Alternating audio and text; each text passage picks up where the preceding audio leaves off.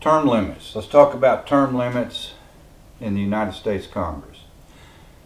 Let's also talk about Congress passing laws they exempt themselves from, and senatorial accountability. The House of Representatives up for re-election every 2 years. That's pretty frequent. The President every 4, but the Senate it's every 6. So the Senate has perfected the senatorial two-step, where these guys get together. There's a third of them up every 2 years. So the guy that just got reelected gets to go in there and put the fly in the ointment, screw up the things, throw the monkey in the wrench, whatever you want to call it.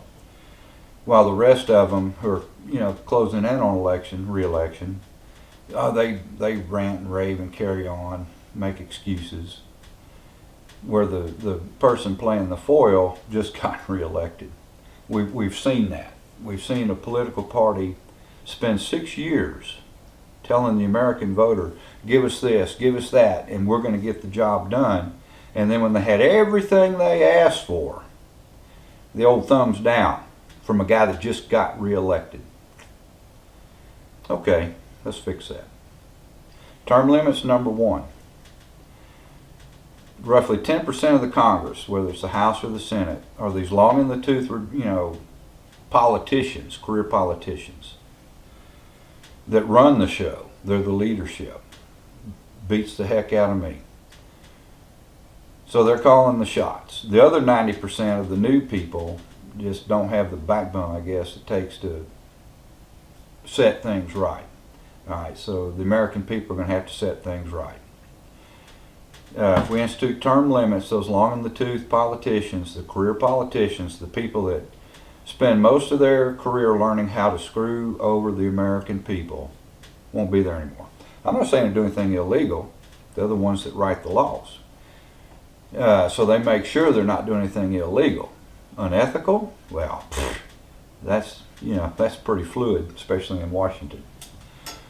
Okay, so we can fix that. It's going to require a convention of states. The Congress is not going to vote themselves out of a job, or limit themselves. They're too busy crafting ways to solidify their power.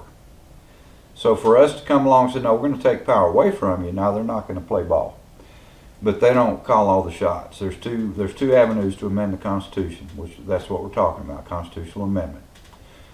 Within Congress, now we'll play with them. It's going to be a fun game of cat and mouse. And then through a convention of states. It's going to require a convention of states. So we put the issues together. Term limits has got legs. Congress not being able to exempt itself from laws it imposes on the rich has got legs. You put those two issues together, they should sprout wings, especially in a convention of states, where the people say, okay, we've had enough of this. And then I've included a third leg. The Senate originally was intended to be representatives selected by the state legislatures.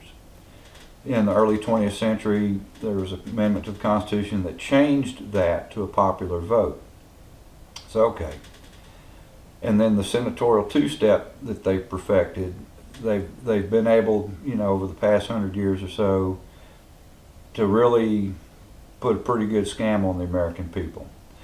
So we can fix this. Convention of states, let's do a term limit. I propose, 6 terms in the House, 3 terms in the Senate. Whatever the number winds up being, let's limit that. Certainly let's limit that to less than 20 years. I've heard advocates from anywhere from 10 to 20 years. I'm kind of in the middle of that field. But I'm open to discussion. The goose and gander thing, they can't pass a law and exempt themselves, fine. And then the senatorial accountability, where we can recall a senator who's broken promises and then counting on 3 to 4 years for you to forget about it before they're up for re-election. Let's put in a mechanism to yank them home straight away. All the states already have mechanisms in place to replace a senator that has a heart attack, gets hit by a bus, whatever. Well, let's include removal from office from the electorate.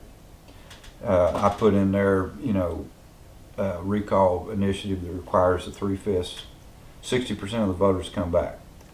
You say, okay, that shouldn't be too rough. You figure close to half the people in the state didn't vote for the guy in the first place.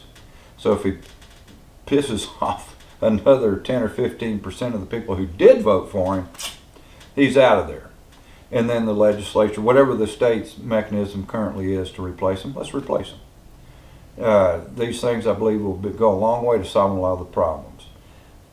If you look at most every problem this country has, they come out of the legislative branch or the judicial branch. We'll talk about the judges on another segment. The legislature creates a problem, they deny the problem, then they make a career out of fixing the problem, which they never intend to fix. Getting rid of career politicians would be a big plus in solving that issue. So you get, citizens down there who want to serve the country. That was the intent of the founding. It was never intended to be a career. It was intended to be a service, and then you return back to the private sector. If a politician wants to be a career guy, you've got state politics. Spend some time in state politics, maybe spend a little bit of time in the Congress, U.S. Congress, return to state politics. Fine, you're just not going to make a career in Congress. Let's fix that. Let's not let them make a career in Congress.